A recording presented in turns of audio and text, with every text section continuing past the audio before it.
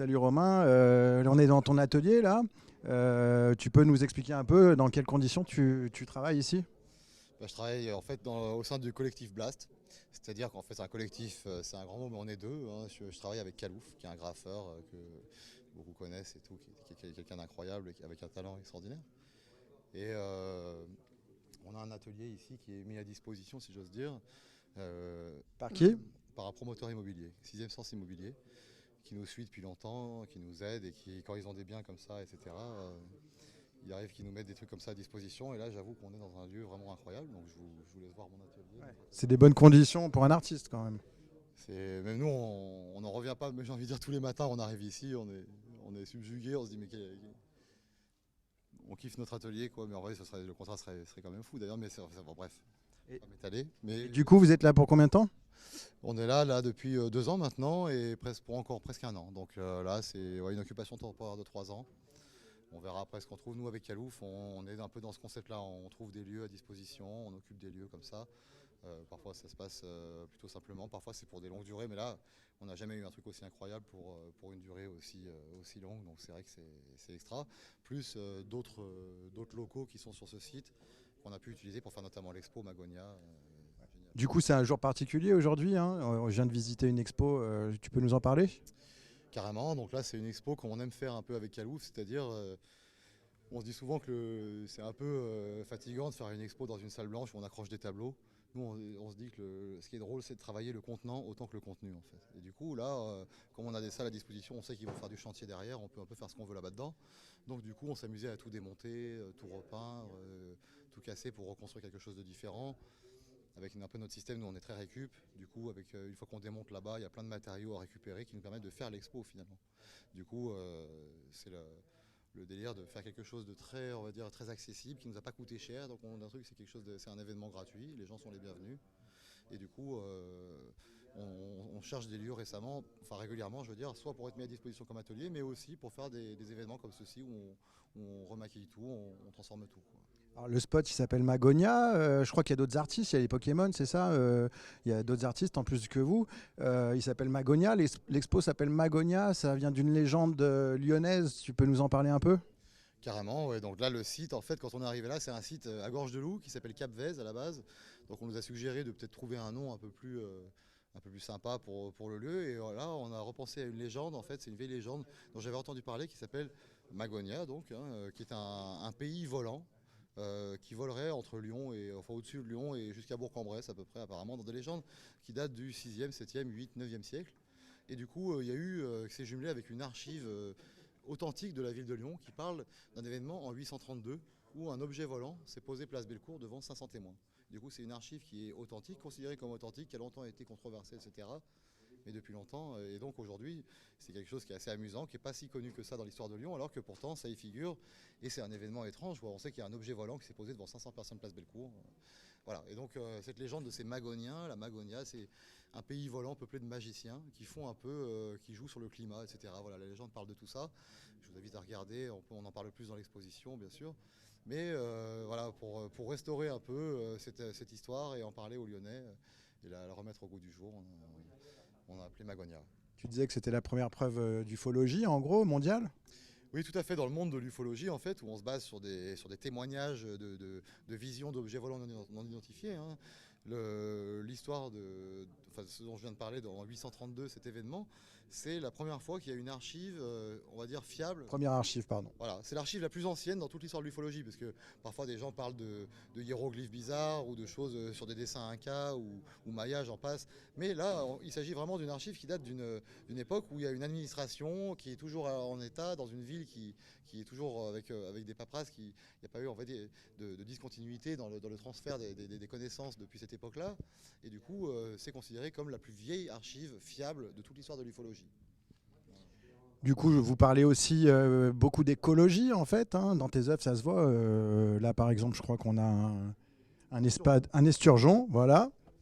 Un esturgeon beluga, donc il a disparu, hein, malheureusement, mais c'est celui dont on faisait le meilleur caviar, hein, donc c'est pour ça qu'il a disparu, bien sûr. Il faut qu'il soit vieux et gros comme ça, hein, ça peut atteindre jusqu'à 7 mètres, hein, celui-ci fait 5 mètres. Et ça, c'est un délire. C'est vrai que nous, avec Kalouf, on aime la nature follement, on veut la mettre en valeur, on veut montrer qu'il faut la sauvegarder, la préserver.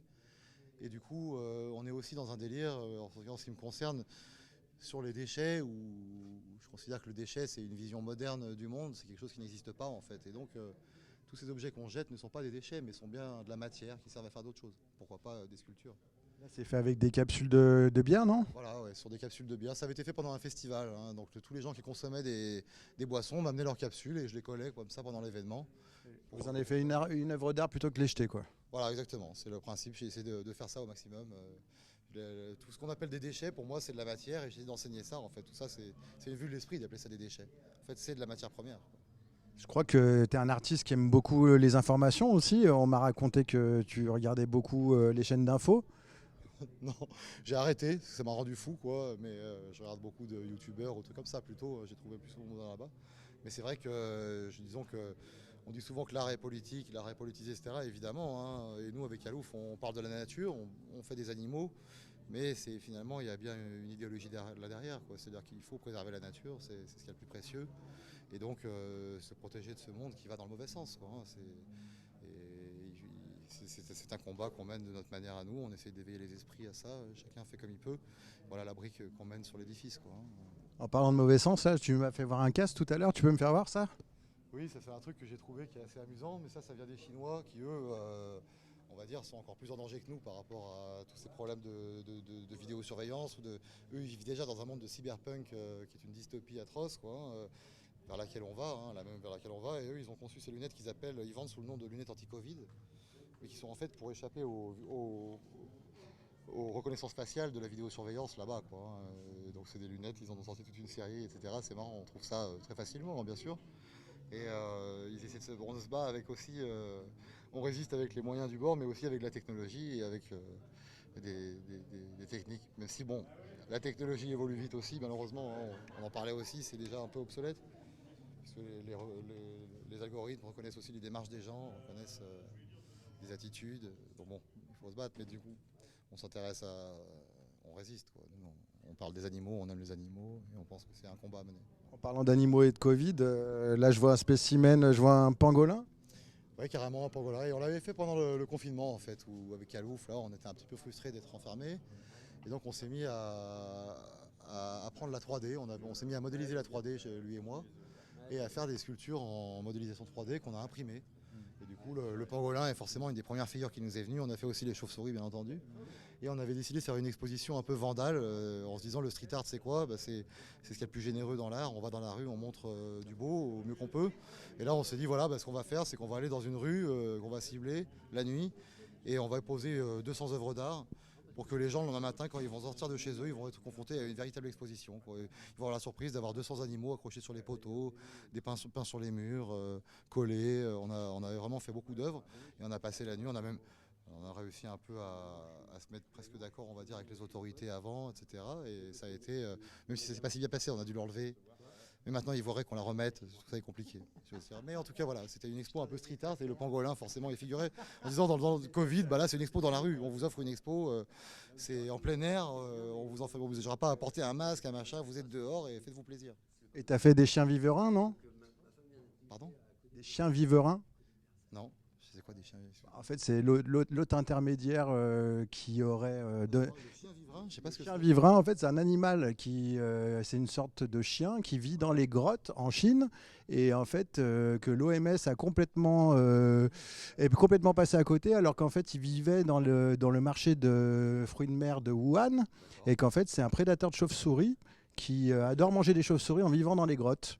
Et il y a une équipe de virologues américains qui est partie à Wuhan et qui a trouvé en fait des traces de Covid en fait, qui venait du chien viverin, mais l'OMS ne nous en avait pas parlé. Voilà. Bah écoute, tu vois, je me permets de noter ça dans mon téléphone pour aller creuser parce que c'est un animal que je connais pas et ça, je suis toujours fan de découvrir des nouveaux animaux et c'est incroyable, je te remercie. Il ressemble à, parler de ça, c'est dingue. c'est un mélange c'est un peu un mélange de chien et de renard, hein, ou de raton laveur en fait. Voilà. Ok, excellent, je vais aller voir ça, génial, merci. Si tu peux nous en faire une petite statue parce que il mérite un hommage, j'avoue. Merci beaucoup pour la rencontre et je vais aller creuser ça, clairement. Merci. Merci. Ciao. Ciao.